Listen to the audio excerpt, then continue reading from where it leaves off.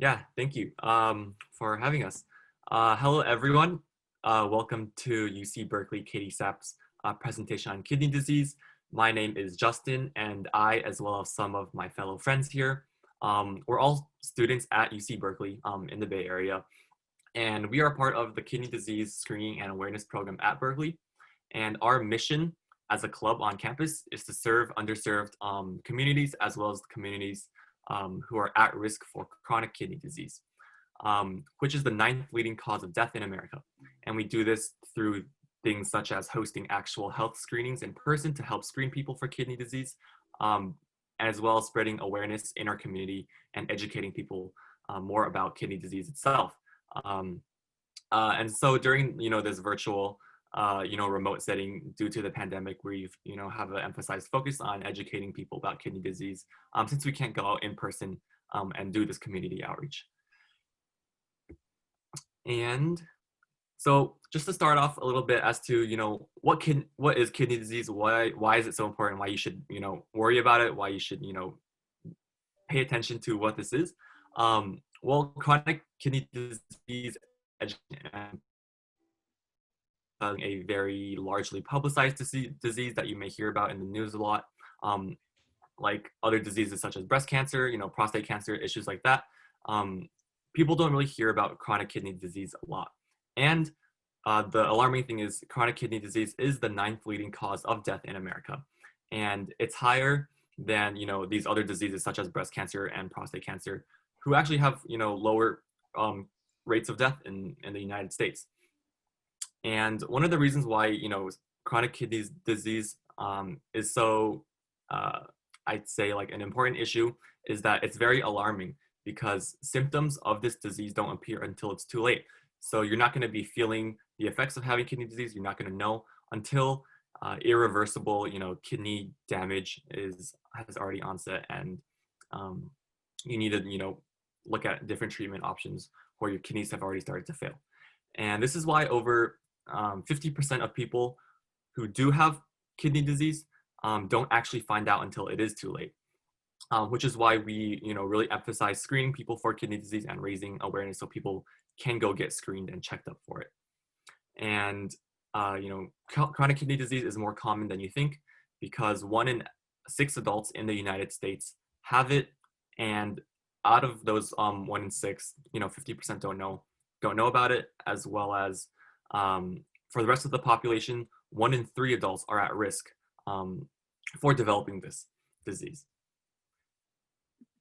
So in this presentation, we're going to, go into more details on all of these things and, what you should be paying attention to, what you should be aware about. So things such as teaching you, giving you a quick introduction to what your kidneys are and what they actually do, risk factors that you yourself may have that may put you at risk for CKD, how to prevent yourself from developing chronic kidney disease, as well as a little opportunity at the end of this class for you guys to ask us questions about your health, as well as an opportunity for us to give you input on your health as well.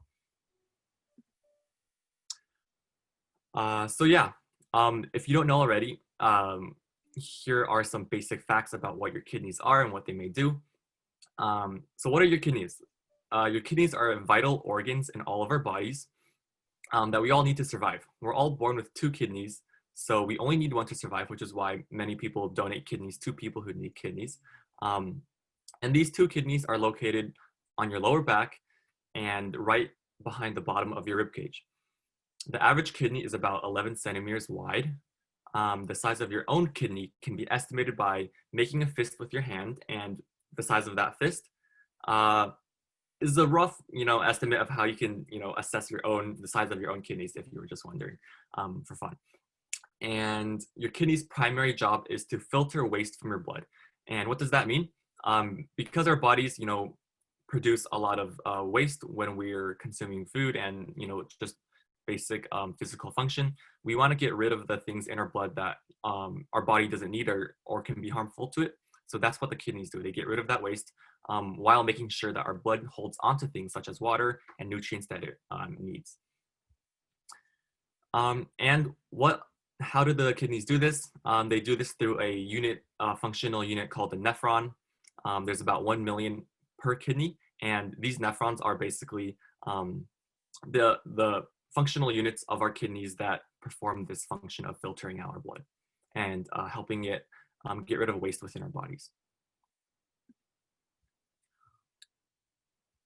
So here is a longer list of some of the functions that our kidneys do, involving, filtering of blood, as I explained earlier, retaining nutrients, and all of the waste that our bodies secrete through our kidneys is secreted in the form of urine. So when we, go to the restroom and urinate, that's the product of what our kidneys do, and it's very important because proper human health and human function is regulated a lot by the kidneys, such as maintaining your blood pressure and things like that.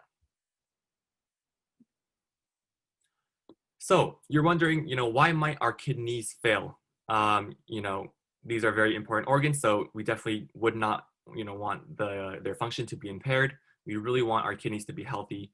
But some of the reasons why our kidneys might end up failing, for a wide variety of reasons that we'll go into more detail later on, but some are listed here, you'll see, range from anywhere from just having high blood pressure and diabetes to, habits such as smoking, drug use, alcohol consumption. Anything can really contribute in the long term towards kidney failure and kidney health deterioration. So here are some of the symptoms you might experience if your kidneys are failing. And again, I really want to emphasize that when you start experiencing these symptoms, which may be an indicator that your kidneys are failing and that you do have kidney disease, it's already often too late. So this is when you're already gonna have to, look for organ transplants to receive a kidney from someone else, or go on to dialysis. And we'll discuss these treatment options later, just to give you an idea of what this may be. But some of the symptoms you may feel that may be an indicator that your kidneys aren't in the best shape include things such as the content in your urine. So if you have blood in your urine or it's very foamy, things such as seizures, excess, urination because kidneys are what produce the urine, and things like that are indicators that your kidneys may be failing.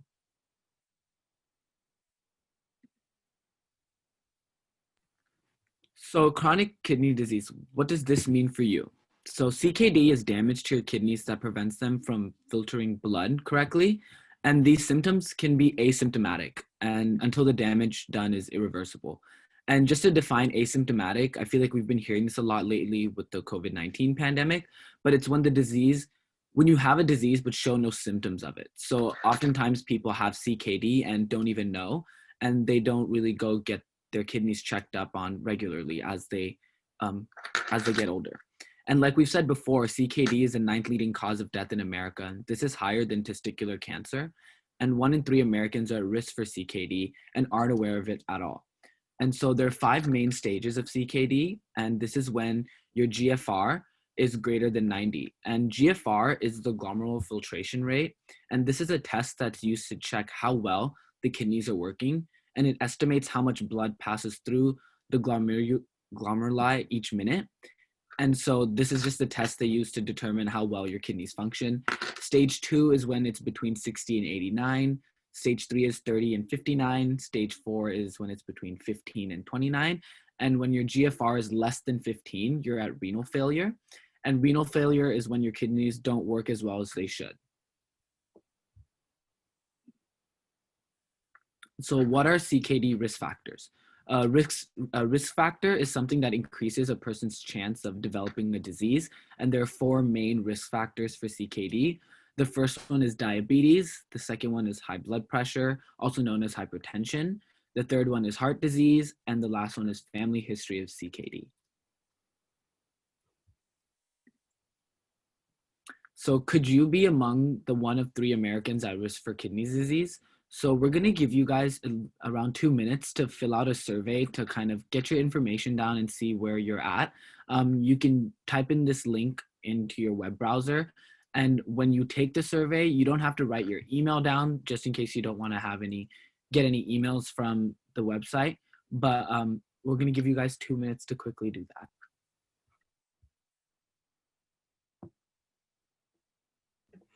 all you need to do is type in the website minuteforyourkidneys.com. You can do this on a smartphone, you can do this on a computer, and it'll be a really quick survey. And Stacy also put it down in the chat as well.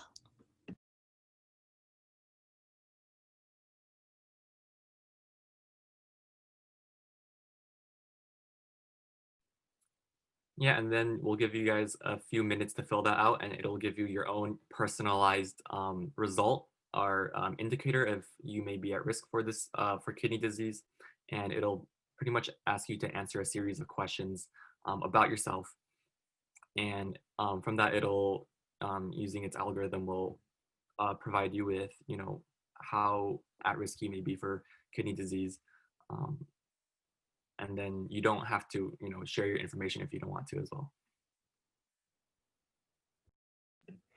And if it shows up that you are at risk, that's totally okay as well, because we will also be talking about things that you can do throughout the end of this presentation on how lifestyle, sort of crazy, can do great things. So don't worry, whatever happens, there's I'm history. Where are we going to type this? Oh, so the link, was that the question? How to do this? I think the question is, while I'm looking at my Zoom, I can't get to my website. There you are. Oh.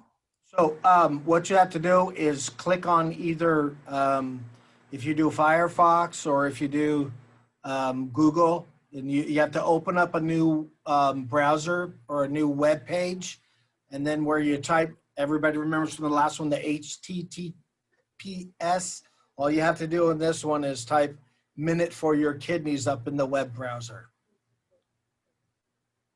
Thank you, Bruce. You're welcome, John. Our earlier one was about web security and email, so Wow. yeah. They will know more than me about web security. I do not know anything about web security. I didn't know either. I'm having a difficult time minimizing this Zoom screen so that I can get to my email. Yolanda, Yeah, are you on a computer or a phone? I'm on a computer. Okay, if you press escape in the upper left-hand corner, that might minimize it down a little bit. And then on the bottom of your computer, on your strip or your bar, you can open up maybe another web page, or you can do it directly from your desktop. Does that make sense? Oh, wait a minute, excuse me, Okay. stop. Where is the escape? On your keyboard, the upper left-hand corner. Oh, that escape. I see, okay, got it. Okay.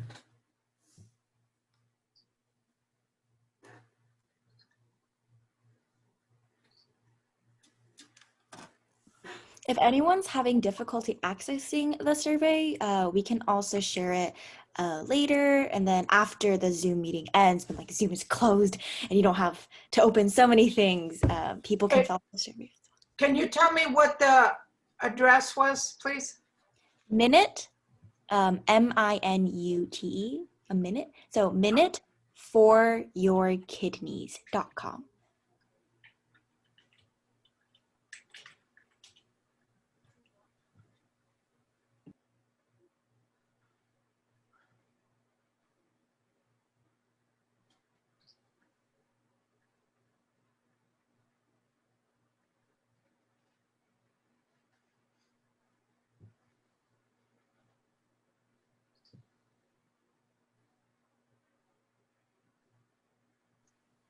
Is it okay if it takes 2 minutes? I can't get to this survey. I'm getting a YouTube thing. It's okay, Yolanda. You can call me later today. Probably tomorrow would be better, and I can walk you through it on at your house if you want. Okay. Or next time you come by for lunch, we could show you on your phone too.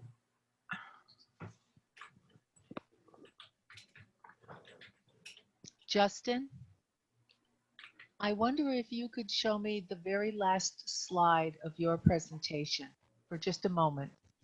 Let's see. Is that possible? Oh, This one? yes, that one. Thank you. No problem. Oh, wait a minute. I have to get, oh, full screen. Okay.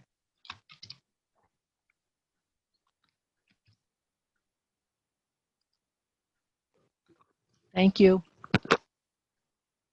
I'm done. I think we'll give it maybe 1 or 2 more minutes and then we'll continue on. I couldn't figure out how to do.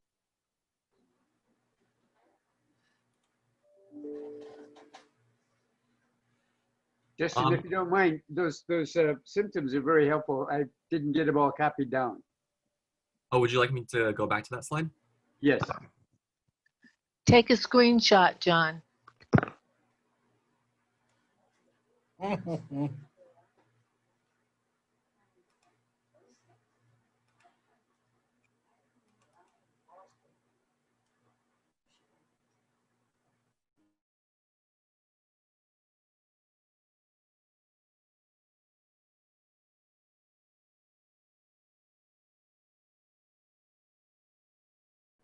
to take it.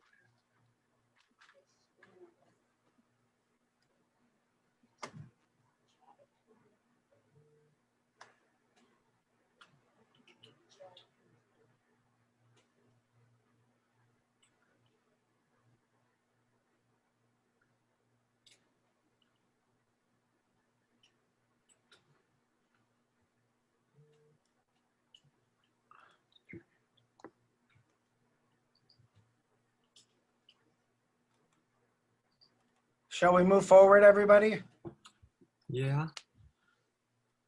I think that we could also get these slides, the presentation sent out for people to look at afterwards as well. Perfect. If anyone wants to look back at what we presented on or miss something. But yeah, I guess we'll move on now.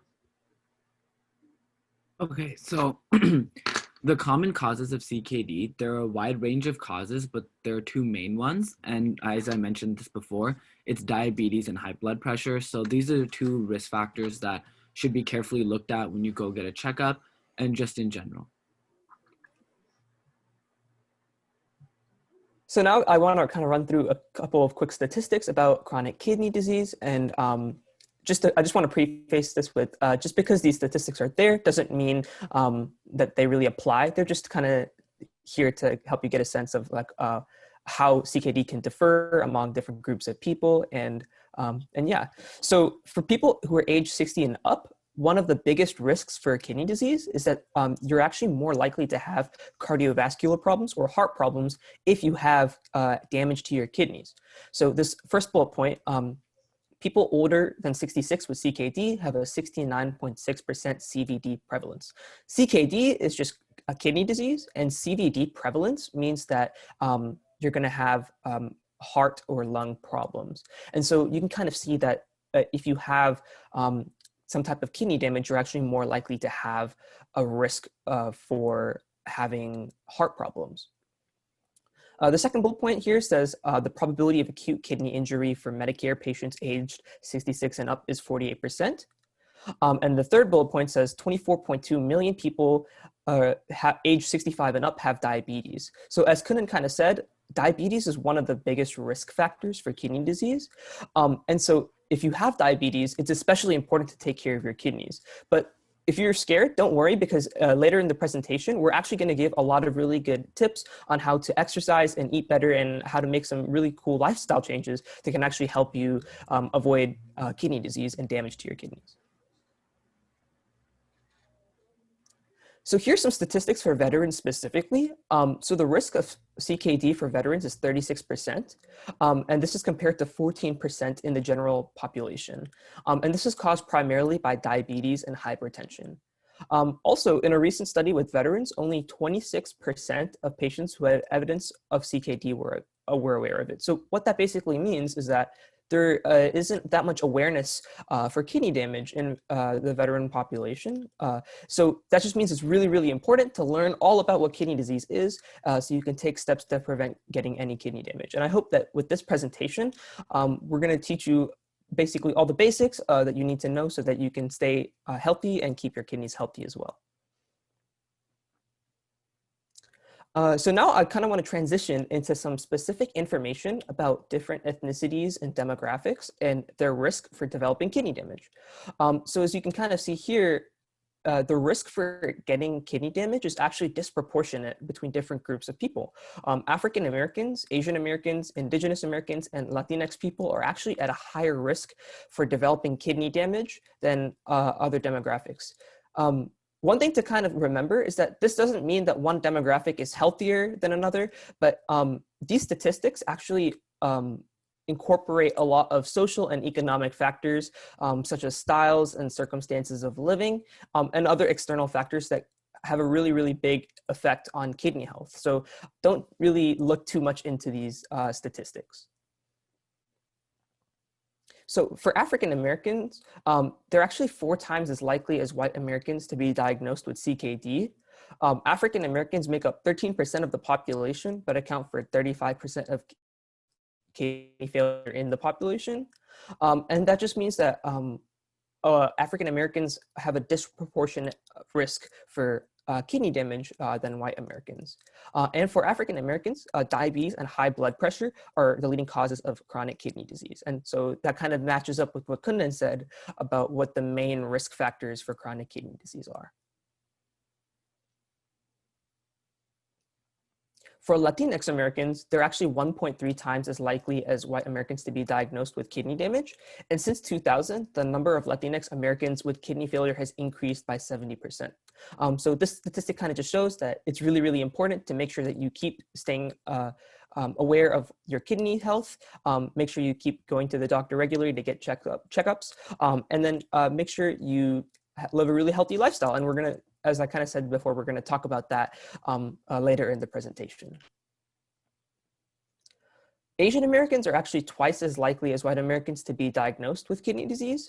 And the risk of diabetes is 18% higher in Asian Americans when compared to white Americans. So Kundan, as I kind of said before, Kundan mentioned how diabetes was one of the big risk factors for kidney damage. And so you can kind of see here that diabetes might be one of the big things to watch out for as an Asian American. And Indigenous Americans are actually 1.2 times more likely to be diagnosed with kidney damage than white Americans. Diabetes is the leading cause of kidney damage in Indigenous Americans, and Indigenous Americans also have disproportionate access to healthcare. So again, it's just really important to make sure you keep getting regular checkups to check up on the health of your kidneys. And if you have diabetes or high blood pressure, just make sure you are aware of the potential risk factors and make sure you make the right lifestyle choices, such as eating right and exercising really well to make sure that your kidneys stay as healthy as possible. So now that we've covered some of the risk factors for CKD, what happens when your doctor tells you you have this disease, or like when you're diagnosed with the disease? So this will depend on the stage of chronic kidney disease that you're diagnosed with. As Kundan mentioned earlier, there are 5 stages of CKD depending on how well your kidneys are working. With stage 1 is like the most mild, like your kidneys are still pretty healthy. And then progressing to stage 5 is when it's the last stage. So it's the most serious, known as end stage kidney disease. So from stages 1 through 4, so these are the early stages, the goal is actually not to treat CKD, but rather to prevent more kidney damage from happening. So you can do this with lifestyle changes in your diet and exercise, which we'll get to after the treatment options. But once you are diagnosed with stage 5 kidney disease, patients will have 2 options that you can see here on this diagram. The first one is kidney transplant, and the second one is dialysis. Kidney transplant is when a donor, someone who's going to donate one of their kidneys, has that kidney removed and then it's placed into the patient's body, since you really only need one healthy kidney to live. And then kidney transplants will include both this surgery as well as post-transplant, or what happens after you get the surgery, which is like you need to take medications and have regular checkups with your physician. And then on the right, dialysis is a process where a machine will filter the waste out of your blood because your kidneys can no longer do it. And there's different types of dialysis, but we'll get more into that in the next slide. And it's important to remember that neither transplant nor dialysis are cures for kidney disease, as in they're not going to make your kidneys become completely healthy again and like fix CKD. These are known as treatment options instead of cures because they're just preventing the waste from building up in your blood, which can be damaging to your health. All right, next slide. So getting more into dialysis, how this process works is the patient's bloodstream is connected to a machine. So you might have like a tube connecting the blood vessels in your arm to this machine to carry the your body's blood to the machine. And then the machine has its own filters that will filter out the wastes and then keep in all the nutrients. And then the other end of that machine is connected back to your body, so the clean blood is returned to your body. And the reason that you want to avoid going on dialysis for as long as possible, as in from stages 1 to 4, you want to try to not be on dialysis, it's because dialysis takes a really long time and it can greatly decrease someone's quality of life. And once you're on dialysis, you have to go to the clinic about 3 to 4 times per week for 3 to 4 hours each day. Dialysis is also very like physically tiring. We've heard from a current chronic kidney disease guest speaker that's come to like talk to us at KDSAP about his experience being on dialysis. And he says like on the days he goes to the clinic, he's super tired and can't do other work, and it's mostly just rest for that whole day. And then on the bottom left, as for who dialysis is for, again, it's for people with late stage kidney disease. And this is when you've lost about 85 to 90% of your kidney function. And this is opposed to a healthy kidney, which typically filters about 120 to 150 quarts of blood per day.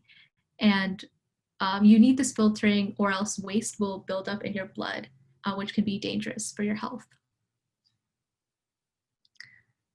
The next treatment option is kidney transplants. So like dialysis, people who are good candidates for kidney transplants are those with end-stage renal disease, the late stages of CKD. And then additionally, it can be for people who've been on dialysis for a while and their bodies can no longer handle it since it is very, very like physically demanding. Kidney donors, so people who donate their kidneys, can come from either a living or deceased person who is 18 years or older and in good health. So if you meet these criteria, you also could be a kidney donor. Typically, people who need a kidney transplant are on a wait list for about 3 to 5 years before they actually receive the donation, since it's a pretty complicated process to make sure like the kidney is a good match for you. And again, a kidney transplant isn't a cure, since after the transplant surgery, patients will have to continually take medication, or specifically immunosuppressants, which will weaken the immune system so that your body doesn't reject the donated kidney, because your body can sense when things like in your body don't like belong to you. So typically if you don't take the immunosuppressants, your immune system will attack the donated kidney. So that's why this medication is important. And then donated kidneys also have a lifespan of their own, with kidneys from living donors functioning for about 15 to 20 years, and then kidneys from deceased donors functioning about 10 to 15 years.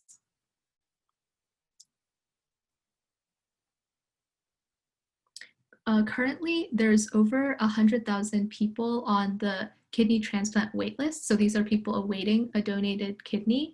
And it's, again, a complicated process to go through the waitlist, and it can be uncertain when you'll be able to get a transplant.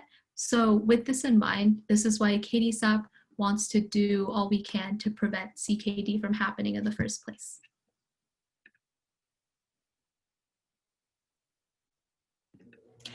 And so we know that all of this health stuff, all of this medical stuff, you were learning about your kidneys. Like before I joined this kidney club, I like didn't know anything about kidneys either. So it can get really scary and overwhelming sometimes. But I think one of my favorite parts about kidneys and your kidneys is that this disease is completely preventable.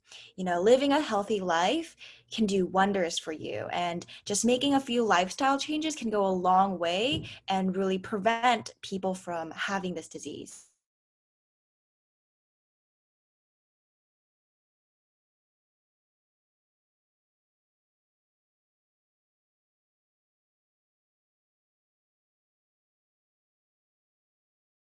I think, I just wish someone had told me. Oh, I just wish, I knew that like I could have just eaten healthy, or I could have just exercised a little more, And I think that's why we're really glad that you guys are coming out here, because like the fact that you're just even here now, and that's amazing, so it's brilliant. So we want to thank you so much for that.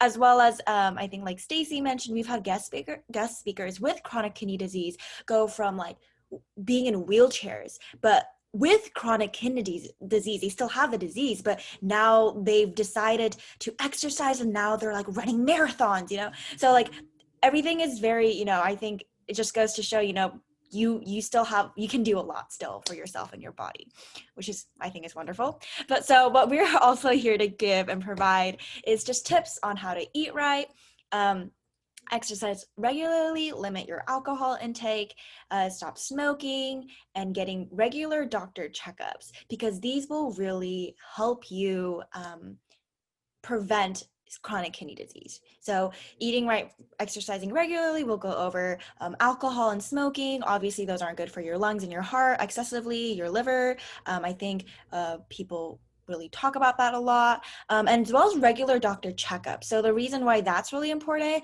is because, like Kundan mentioned before, and I've sort of talked about, is that you don't know whether or not your kidneys are failing until the very last list of symptoms come out. But even then, that's when your kidneys are almost all gone, and even like right now, I have no idea what stage or like what % of my kidneys are functioning. So the best way to actually know, and if you have questions for your doctor, is to just go ask them. If you guys asked us right now, oh, like what % of my kidneys are failing, we would have no idea. I think that's why the doctor checkup is really great, especially if you are concerned and worried about it, and they will be able to provide the best information for you. So tips on leading a nutrition lifestyle. So one tip we have is to choose foods with less sodium or less salt, right? So for example, instead of getting garlic fries one day with a lot of salt on them, maybe just getting, well, fries are bad for you, but getting the fries with less salt. If you decide to cook at home, choosing to put in less salt into your food will be healthier for your diet, as well as eating the right amount and right types of protein. So there are different types of sources of protein that people can get, whether it be fish, can be like chicken, if you're vegetarian, like tofu, but some meats, right, where people get a lot of protein, like bacon or sausages, are very processed. Or if you eat a lot of red meats, that can also be a bit bad for your body, because they might also have a lot of fats, and that's not good for your heart. And I think the two main causes of chronic kidney disease we talked about were diabetes and high blood pressure. And so things that can contribute to those can eventually, it trickles down and impacts your kidneys as well. And so the third tip we have is, again, to choose foods that are good for your heart, right? So like fruits, a lot of vegetables, fiber, vegetables, those are good as well. And lastly, choosing foods with potassium can also be helpful. Potassium, just like bananas, I think like your vitamins, you just want to make sure that you have the right amounts of all of these. And then we have a more detailed list of things if you want to go. We'll send these links out later too. So don't worry about that now, but we will send those out later.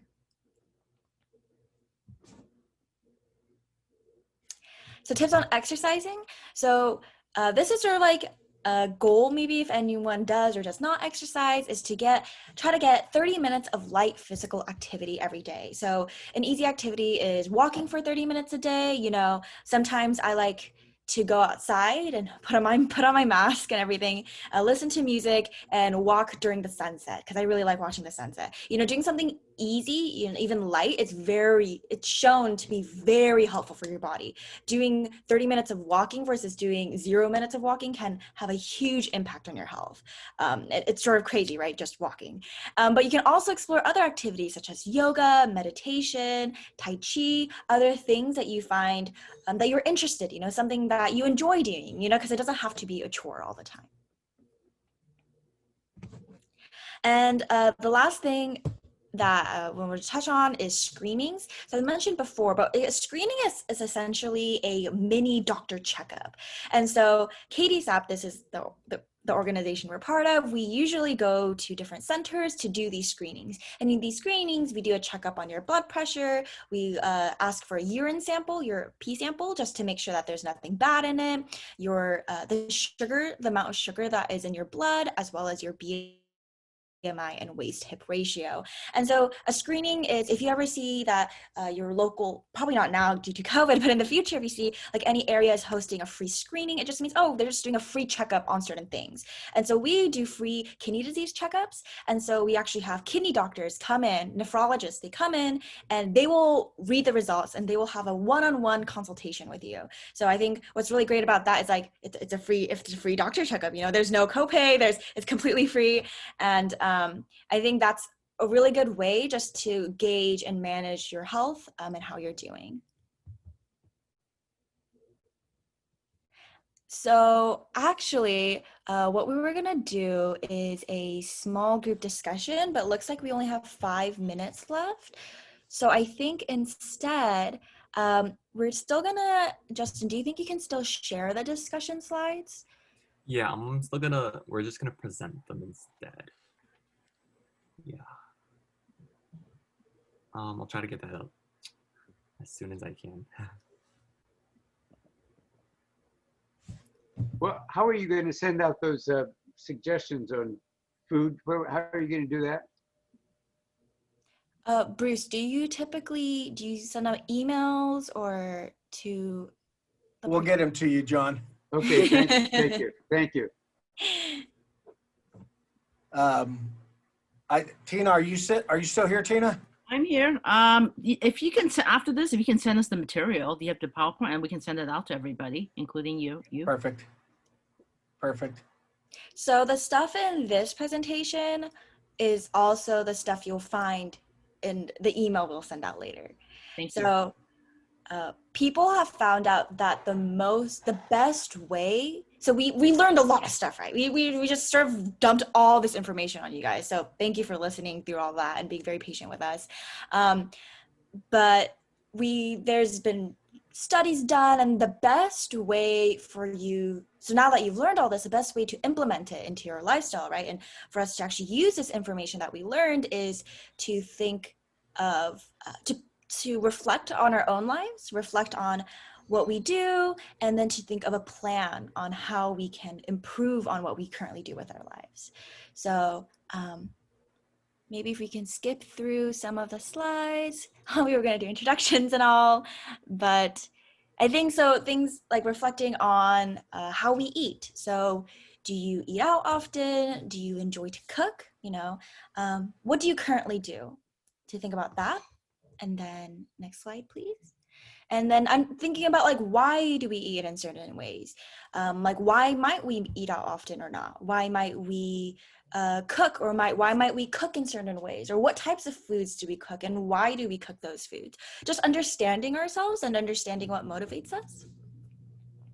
And I think once we know what we do, we can sort of evaluate them, right? So how might we some people might already be cooking and eating perfectly fine, perfectly healthy, you know, but other people, I think sometimes like myself, in college, I eat out a lot sometimes, you know, that's not very good, you know, and if I do eat out a lot, a good tip is to find substitutes, right? So this will be in the resources, but for example, instead of getting the really cheesy, unhealthy hamburger, getting a sandwich, you know, that has less sauce on it, that has more vegetables on it. Finding substitutes, because we understand that some people do need to eat out, you know, that's okay as well, you know. It's all about the balance. Or if you do cook at home, do you cook a lot of unhealthy foods with a lot of salt and fat and oil? And how can we look for like healthy recipes? And so we will give, the resources will also include a lot of healthy recipes. So thinking on that.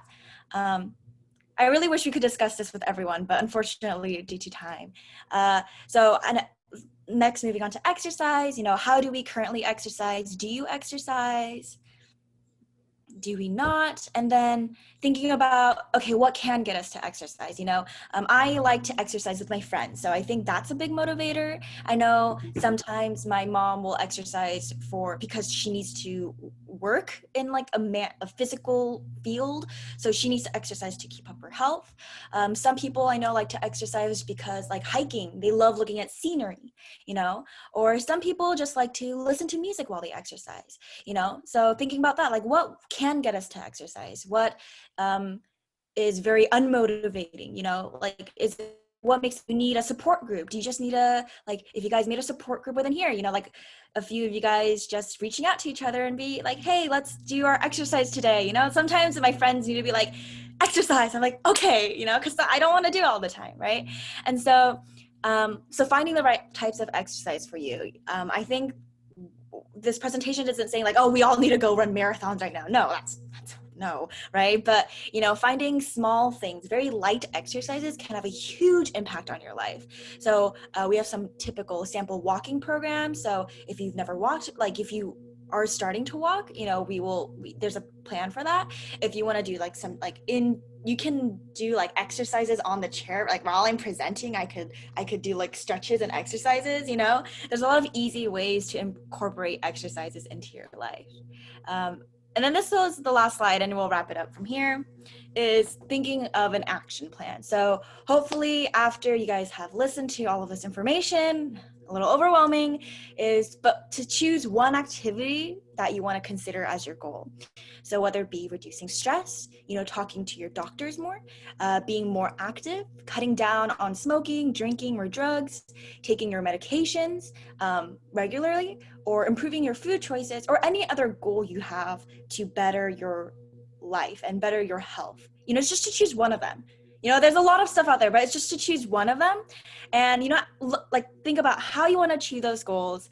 Yeah, and that's something we would have wanted to do, but I know we're already over. Hopefully you guys can still do this on your own time. Yeah, I think that's about it. Thank you guys so much. Did anyone have any questions? No, for me, it's very informative. I haven't studied kidney health in a long time. Yes. It's very, very helpful. And yeah, that would be great if we can maybe one day, maybe next couple of weeks, still follow up on some of the activities that we can do. Got it. Okay, so he is still doing our. Yeah, well, that concludes our presentation. Sorry for going a little bit over, but It's okay. Yeah, so, you know, we really appreciate it on this last slide that we will, you know, we'll make sure that everyone here gets access to the slides that we presented on today, as well as links to more resources that you can follow that we provide to people. But we would, you know, really appreciate it if you guys would fill out this feedback form, whether it be now or later, just to see how we did and how we can improve our presentations for the future. And again, we will get all of this content out to you for you to look at. And that includes a link like this link here that will link you to even more resources beyond what we presented today. Thank you so much. John, that's got an HTTPS, so that's a secured link. Oh, I'm so happy. I'm so happy. All right. Everybody, thank you so much. This was great. We want to have you back. We already figured it out. We'd love to have you back. I'm not sure if we'll be able to do it next month, but we're trying to figure out our schedules to get you guys in. This was great. The presentation was fantastic. Love the way each one of you took turns. A good thing is you know that you know your stuff when you're able to teach it. So hats off to all 6 of you or all 5 of you for doing a good job for teaching us. Justin, if you can send us that information, and if you could do it maybe in a PDF rather than a PowerPoint, I don't know if you can convert that over, just so when we can get it, I can forward it over them, because I know not everybody has PowerPoint, or if they do, they don't know how to use it, but I think most everybody does know how to use a PDF. Yeah. No, yeah, I can definitely get these converted into PDFs to send over. Okay, and then we'll shoot them out to everybody. So thank you so much. Yay! Thank you, Yes. thank you. Yes. Thank you. That And was a I'm not wonderful kidding. I'm not presentation. kidding. All right. Thank you. We're glad you guys enjoyed Yeah. it, and we hope it was Okay. helpful. Yeah. You people did a wonderful job.